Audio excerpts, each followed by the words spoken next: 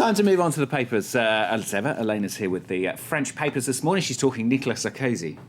Well, we've been talking about it this morning and yesterday and last week. When is Nicolas Sarkozy going to officially announce he is standing? Just run say, for a we need to second know. term? Well, he's aiming to retain an element of surprise, Stuart. Yeah. This is meant to be a strategy, but lots of journalists and people covering the campaign and even probably voters are starting to get quite fed up with his delaying announcing when he's actually going to run. We know he will be standing for a second term. It's meant to be announced this week. What day is it today, Stuart? Tuesday morning here in Paris.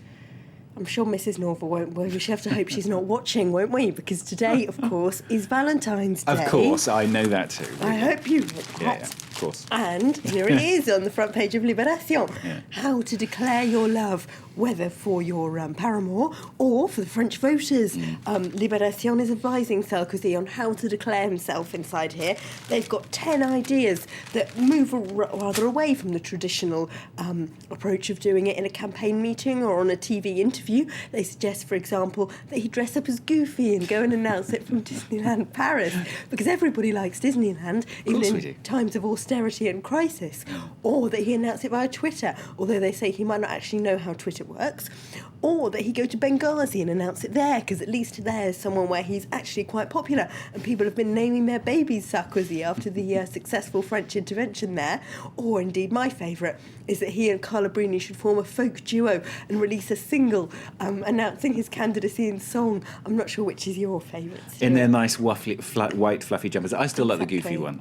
I think that's nice and appropriate. Well, on a slightly more serious note, the right-leaning paper Le Figaro has probably got more internal information from the Élysée than Libération does, and they say the announcement will be happening tomorrow night, Wednesday night, on in one major TV interview, either on TF1 or on France 2, so one of France's biggest major TV channels, although they did say it was going to be this weekend, and it wasn't, so the Élysée is still aiming to retain an element of surprise. We still don't quite know when he's going to make that not very surprising announcement.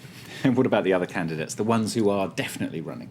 Well, Marine Le Pen's problem with her 500 signatures is back in the headlines again today. Of course, this is because she needs 500 of France's nearly 50,000 local mayors to sponsor her, otherwise she won't be on the ballot paper. Now, yesterday, the centrist candidate François Bayrou suggested all the main parties come together and get enough mayors who haven't sponsored anyone else yet to kind of make a joint effort to make sure she is on the ballot paper, because otherwise it would be inimical to democracy if she's polling 16-17% and can't actually stand. But both of the main parties, the UMP and the Socialist Party, have rejected this idea. Both of their spokespeople said yesterday if Marine Le Pen can't find enough mayors to sponsor her by herself, tough, they're not going to help.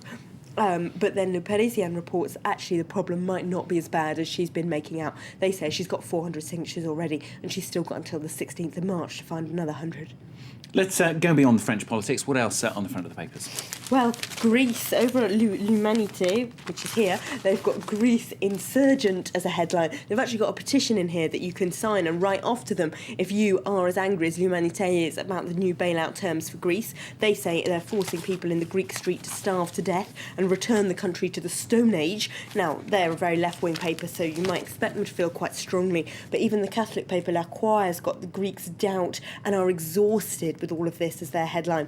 They say that the requirement of the Troika that all the candidates for Greece's parliamentary election in April sign a statement saying they'll stick to the austerity pledges means that that election has absolutely no meaning, because the Greeks aren't being allowed to make any kind of fair choice, really.